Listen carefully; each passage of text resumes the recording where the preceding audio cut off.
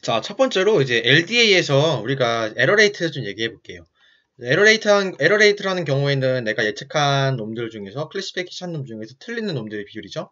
그래서 LDA에서 이제 트레이닝 에러레이트는 대부분 테스트 에러레이트보다 되게 낮아요. 그러니까 뭐 대부분이 그런데 특히 LDA에서는 이제 왜 그러냐면은 트레이닝 데이터로 베이스 클래시파이어 추정하기 때문에. 그러니까 여기서 보면은 뭔 말이냐면 이게 우리가 여기서 베이스 클래시파이어를 추정을 할 때, 그쵸? 베이스 클래시파이어를 추정하는 방법인데 그거랑 결국에는 이 목적에 부합하게 결국엔 이 디스크리미넌트들을 추정하는 거고, 그쵸?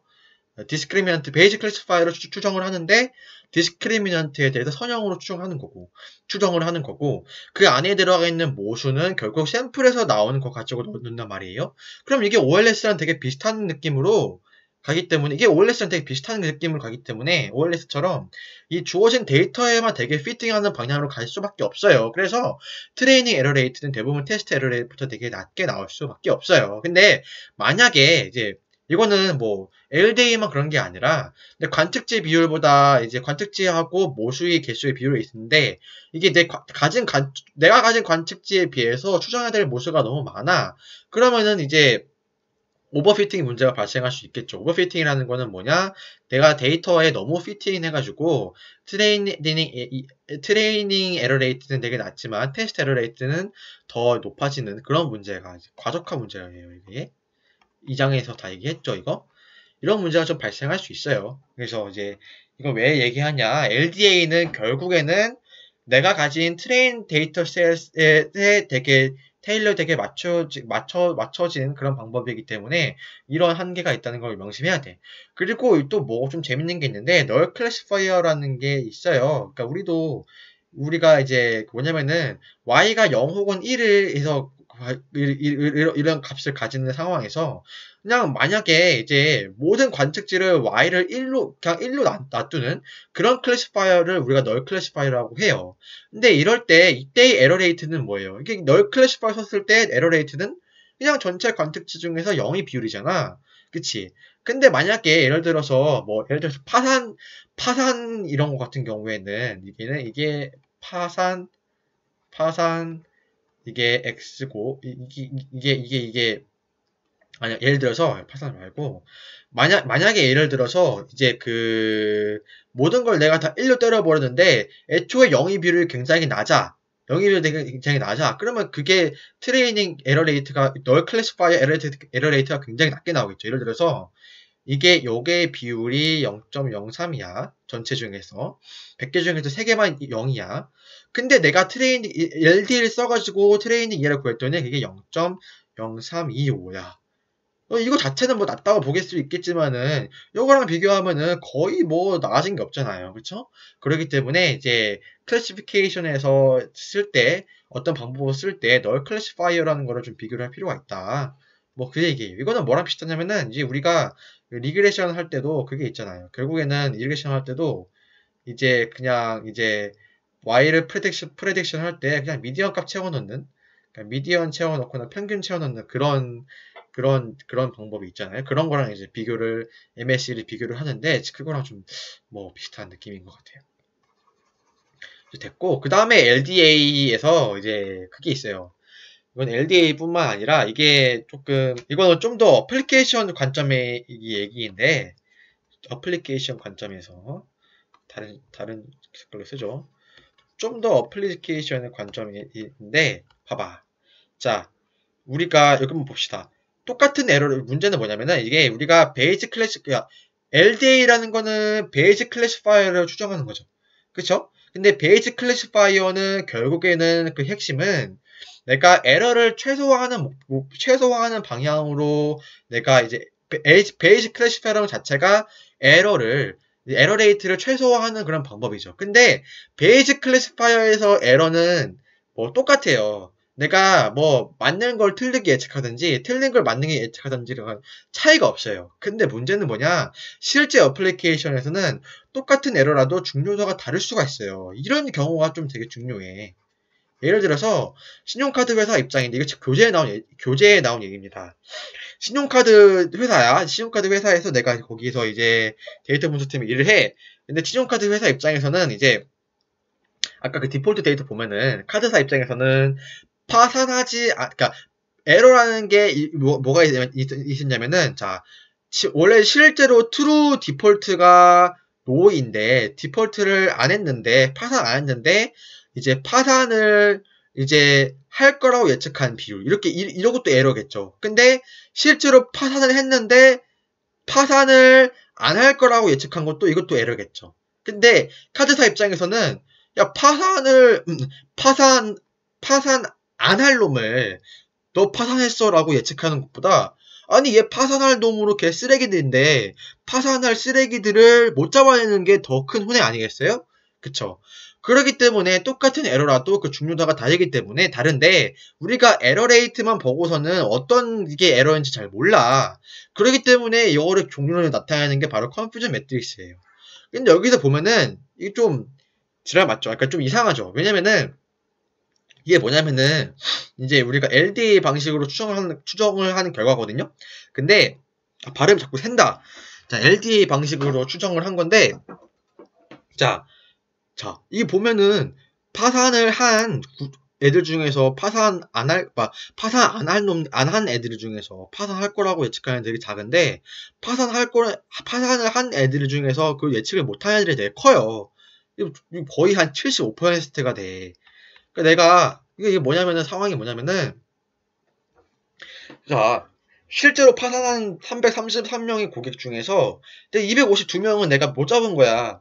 그래 이런 클래시파이어는 아무 쓰레기예요. 쓸 데가 없어요. 그냥 혼나죠. 근데 왜 이런 결과가 나타났냐면 아까 얘기했던 것처럼 베이직 클래시파이어에서 계산하는 에러 레이트는 두 종류의 오류를 동등하게 취급해요. 그렇기 때문에 이전의 경우처럼 실제 파산하지 않은 사람의 비율이 압도적으로 많고 이거 보면은 이 파산하지 않을 파산을 안 한 놈의 비율이 되게 많잖아. 그러면은 이 베이직 클래시파이어를 하게 되면 어떤 결과가 나타나냐면은 이 똑같은 비율이어도 요거를 잘못 예측할 비율이 높으면은 이 카운트가 올라가겠죠. 그쵸. 그렇기 때문에 그냥 블라인드하게 이런 LDA를 적용해 버리면은 이게 돼. 얘를 최대한 낮추기 위해서 요거는 되게 낮춰. 근데 이 에러를 저지를 비율은 되게 낮춰요. 근데 그치만 그에 대한 반대급부로 뭘 희생하냐면은 이 에러를 저지를 비율은 되게 높게 될 수밖에 없어요. 그렇기 때문에 이 비율은 되게 높지만 75%고 얘는 되게 한 2%밖에 안 되는데 근데 2%와 75%의 차이인데 이제 여기서는 이제 결국 이 에러만 놓고 봤을 때는 이게 압도적으로 많은 거죠. 그쵸? 그래서 이게 왜 이런 결과가 발생하냐면은 이 카운터가 높기 때문에 그러니까 실제로 파산을 하지 않은 사람의 비율이 압도적으로 많기 때문에 오버롤 에러 레이트 최소화하게 되면은 파산하지 않을 사람에게 파산할 거라고 예측하는 비율을 줄이게 돼요. 그러니까 이 비율을 줄이게 되는 거예요. 그래가지고 똑같은 왜 이런 얘기니까. 근데 이게 왜 그러냐면은 이제 그거예요. 이게 베이직 클래시파이어에서는 결국에는 이제 맥스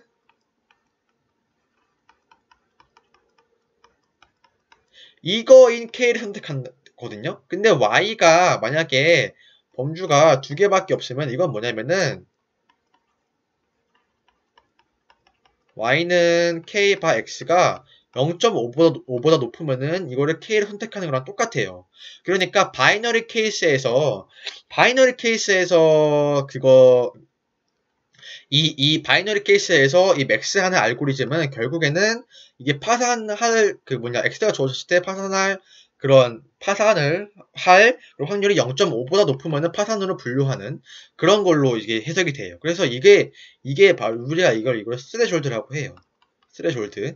스레졸드라고 하는데 바이너리 케이스에서 베이직 클래시파이어 인계치는 0.5예요. 그래서 이게 원래 디폴트는 0.5인데 만약에 이거를 내가 0.2 이렇게 낮춰. 그래서 이거를 이렇게 낮춰버리면 이게 뭔 말이냐면은 X가 주어진 고객이 파산 확률이 파산하지 않을 확률보다 낮아도 그러니까 이게 0.2고 파산을 할 확률이 0.2고 파산 안 할 확률이 0.8인데도 그냥 내가 설정한 임계치보다 높으면 그냥 파산으로 분류해버리는 거예요. 이렇게 하면은 이렇게 좀 왜곡되는 결과를 좀 조정할 수 있겠죠. 내가 인위적으로 임계치를 조정해가지고 이제 그렇게 하는 거니까. 그쵸? 이렇게 할 경우에는 물론 그런 거 있어요. 이제 이렇게 그래프로 보면은 이런 결과가 나오는데, 이거 좀 되게 헷갈리잖아. 파산했는데 파산 안 했다. 뭐 이렇게 헷갈리니까 요거를 좀 정리하고 갑시다. 자, 많이 헷갈리니까 저 한눈에 정리하면은 이거예요. 지금 어떤 가능한 경우는 총 4가지 경우가 있어요. 4가지 경우가 있는데, 자, 실제로 파산을 안 했어. 근데 얘를 파산했다고 예측하는 경우가 이게 첫 번째가 있죠. 얘를 우리가 뭐라면은 false positive예요. positive는 왜냐면은 파산이라고 예측했으니까 positive인데 그게 실제 파산 안 했으니까 false이고. 근데 이거는 뭐냐면은 타입 1 에러야. 그쵸? 요걸 보면 되는데, 이거를 우리가 만약에 귀무가설을 파산 안 했다는 거고, 이게 대입가설을 파산했다는 거, 이렇게 볼 수 있어요, 우리가. 이렇게 치면은, 실제로는 파산을 실제로는 이제 파산을 안 했어. 그러니까 H1이 참이야. 근데 이때 파산할 거라고 예측을 한 거는, 이게 H0를 이제 리젝트 하는 거잖아. 그렇기 때문에 얘는 타입 1 에러라고 보는 거예요. 또 마찬가지, 그리고 또 반대의 경우도 있겠죠.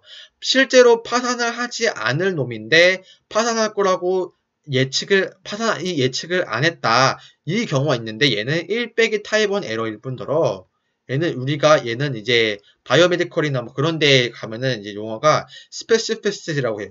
스페시피시티라고 해요. 발음하기도 했네. 요걸로 이제 우리가 표현해요. 요거는.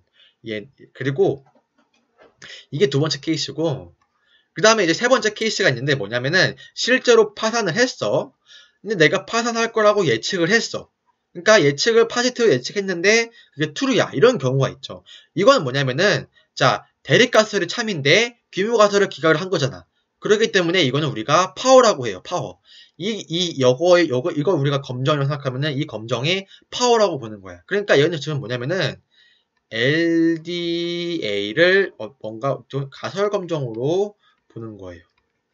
가설 검정의 맥락에서 해석을 하는 거죠. 그쵸? 또 이게 뭐냐면은 이게 센시티비티예요.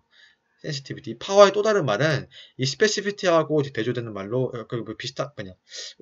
스페시피티하고 이제 같이 있는 말로 센시티비티가 있는데, 이건 뭐냐면은 이제 결국에는 우리가 이 클래시파이어의 목적은 파산할 놈을 미리 잡아내는 거잖아. 그렇기 때문에 그거를 얼마나 잘하느냐가 중요한 거기 때문에 이 클래시파이어의 성능이라 보면 돼. 이 센시티비티가 클래시파이어의 성능. 그걸 우리가 이걸 보는데 결국 이거는 뭐야? 검정이 파워다. 파워. 또 이게 있겠죠. 또 뭐가 있냐면은 실제로 파산을 했는데, 즉 H1이 true인데 파산을 할 거를 예측을 못했어. 그러니까 H0를 파산할 거라고 이제 파산할 거라고 예측을 안 했어. 그러니까 H0를 기각을 못한 거야. 그럴 경우는 우리가 이건 타입 2 에러라고 하는 거죠.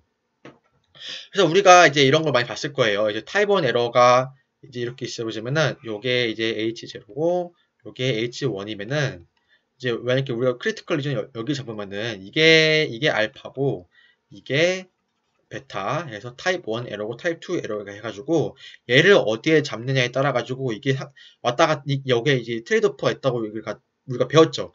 요거를 우리가 어떻게 해석하냐면 요거를 그냥 여기서 LDA의 자 디스크리먼트 펑션의 스레졸드라고 생각을 하면 돼요.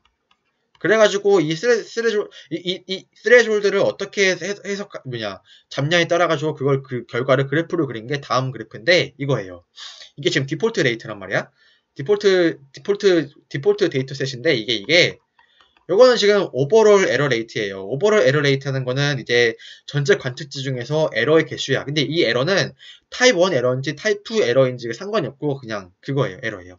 자 여기서 우리한테 중요한 거는 이제 타입 2 원래 이제 베이직 클래시파이어는 이제 타입 1 에러나 타입 2 에러 똑같이 보는데 이 카드사 입장에서는 파산을 한 놈을 예측을 못하는 거, 즉 타입 2 에러를 최소화하는 게 타입 2 에러를 어느 정도 낮추는 게 목적이 되겠죠. 그렇죠? 그러면은 이렇게 돼. 봐봐. 이 스레졸드가 되게 높아질수록 이게 이 수준이 베이직 클래시파이 수준이었죠. 이 타입 2 에러의 확률이 되게 높아져. 아까 보면 이게 75%까지 올라갔잖아. 그쵸? 근데 다만 이게 스레졸드를 높이면 높일수록 베이직 클래시파이어는 가장 이상적이기 때문에 오버롤 에러는 되게 줄어들어요. 그리고 여기서는 타입 1 에러가 되게 낮아지면서 이게 낮아지는데 왜 그러냐면은 우리가 실제로 파산을 안 한 놈들이 되게 많기 때문에 타입 1 에러를 낮추는 게 결국 오버롤 에러를 낮추는 거기 때문에 이런 결과가 나오는데 카드사 입장에서는 얘를 낮추고 싶다는 건 말이야. 그러면 카드사 입장에서 어떻게 해야 되겠어? 얘를 스레졸드를 조금 낮춰가지고 얘를 조금 타협을 보더라도 얘를 낮춰야 되겠지. 그러면 최적의 점은 뭐 이런 거 되겠죠. 대충 여기 어딘가에 되겠죠. 그쵸? 그러면 결국에는 얘랑 얘를 얼마나 토르레트 할 수 있냐 그거에 대해 달려있겠지만은 확실한 거는 여기서 여기를 갈 때 얘는 조금밖에 안 올라가는데 얘는 확 내려가니까 확 줄여야겠죠. 그쵸? 이 정도 점이 되게 옵티멀 할 수 있겠네요. 그쵸? 그래서 요거를 이제 그래서 여기에 했을 때 우리가 어떤 용어를 쓰냐면은 에리어 언더 더 커브라고 용어를 써요. 에리어 언더 더 커브 용어를 쓰는데 이렇게 되어 있어. 에리어 언더 더 커브 뭔 색으로 할까? 노란색으로 할까? 자, 이거는 에리어 언더 더 커브인데 여기서 말하는 커브는 이 오버롤 에러 레이시예요. 그래서 이 스레졸드를 우리가 이제 LDA나 뭐 아니면 어떤 디스크리멘트 펑션을 사용하는 뭐 QDA나 아니면은 뭐 로직도 디스크리멘트 펑션을 사용하니까 그런 애들에서 스레졸드를 설정함으로써 이 전체의 에러가 이렇게 감소하는데 요거를 이 전체 밑에 전체 밑에 이 내용을 요거를 이제 다 적분해가지고 이 영역을 구한 게 바로 에리어 언더 더 커브예요. 그쵸? 이게 뭐냐면은 이제 그 바이너리 케이스 같은 경우에는 이제 베이직 클래시파이어 바이너리 케이스 같은 경우에는 베이직 클래시파이어에서는 0.5가 스레졸드잖아요. 그렇기 때문에 이론적으로 베이직 클래시파이어 사용한다면 여기서 이게 최소가 되겠죠. 그쵸? 그래가지고 이제 그거 뭐냐 그래가지고 이제 좋은 그거 뭐냐 좋은 클래시파이어는 즉 베이직 클래시파이어를 되게 잘 추정한 놈들이고 그렇게 베이직 클래시파이어를 잘 추정하면 할수록 이 오버롤 에러가 줄어드는 속도가 되게 빠르겠죠. 그러면은 에리어 언더 더 커브가 되게 줄겠죠. 근데 되게 별로 안 좋은 애들은 예를 들어서 별로 안 좋은 애들은 뭐 이럴 수도 있겠죠. 뭐 내가 어떻게 뭐 다른 방법을 사용한다면은 뭐 예를 들어서 이런 식으로 간다 하면은 에리어 언더 더 커브가 이것보다 되게 높겠죠. 그러면은 걔네들은 어떤 스레졸드 값에서도 이게 되게 오버롤 에러 레이트가 높으니까 이제 안 좋은 거고 뭐 그런 개념으로 나온 게 비교한 척도가 바로 에리어 언더 더 커브입니다. 그쵸? 그 다음에 또 이제 또 이와 같은 맥락에서 또 나오는 게 있는데 바로 이게 ROC예요. ROC 이게 책에 용어가 있는데 뭐 리셉션은 뭐 좀 이런 게 있어요. 근데 ROC 같은 경우에는 뭐냐면은 이게 스레졸트 값에 따라 가지고 이제 그거야. 타입 1 에러랑 이제 센시티비티를 좀 보고 싶은 거야. 그러니까 뭐냐면은 false positive rate랑 true positive rate를 좀 보고 싶은 거예요. false positive rate 같은 경우에는 이제 디폴트를 안 했는데 했다고 한 놈들이고 얘는 디폴트 했는데 실제로 디폴트 했다고 예측하는 거예요. 그러니까 카드사 입장에서는 얘가 되게 높았으면 좋겠고 카드사 입장에서는 얘는 뭐 별로 그렇게 상관이 없는 거죠. 그쵸? 그럴 경우에 우리가 스레졸드를 높게 잡으면 잡을수록 얘가 이 타입 2로 높아지니까 얘가 되게 낮아지고 다만 얘는 되게 좁아지고 하는 거죠. 낮아지고 하는 거죠. 근데 여기 이 컨벡시티가 이렇게 있다는 거는 뭐냐면은 이게 지금 이게 있다면 이렇게 컨벡시티가 있다는 거는 이게 뭐냐 이게 스레졸드를 높이면 높일수록 이제 그거 뭐지 그냥 만약에 이렇게 일직선일 때에는 이제 똑같이 쭉쭉 떨어지는데 이거 같은 경우에는 이제 이렇게 기울기가 좀 감소하면서 내려가겠죠. 그 말은 뭐냐면은 이 탄력성 개념을 설명하자면은 이 타입 1 에러를 하나를 낮추기 위해서 희생해야 되는 센시티비티가 너무 많은 거야. 센시티비티를 희생한다는 거는 결국에는 타입 1 에러를 하나 낮추기 위해서 타입 2 에러가 그만큼 올라간다는 거고. 그쵸. 그렇기 때문에 결국에는 뭐 이거는 ROC라는 커브는 이게 뭐 이 그래프를 좀 다른 방향으로 해석한 뭐 똑같은 그림인데 예요. 그쵸? 그래서 이런 커브가 나와 있는데 결국에는 뭐 그거겠죠. 여기서는 전체 에러 레이트만 나와 있고, 이 타입 1 에러하고 타입 2 에러 관계는 명시적으로 이게 안 나와, 각 스레졸드마다 이게 안 나와 있으니까, 얘를 좀 타입 1 에러, 타입 2 에러 해가지고 좀 관계를 좀 보고 싶으면 이렇게 커브를 좀 그리는 거였죠. 그쵸? 근데 만약에 이제, 그쵸. 맞아요.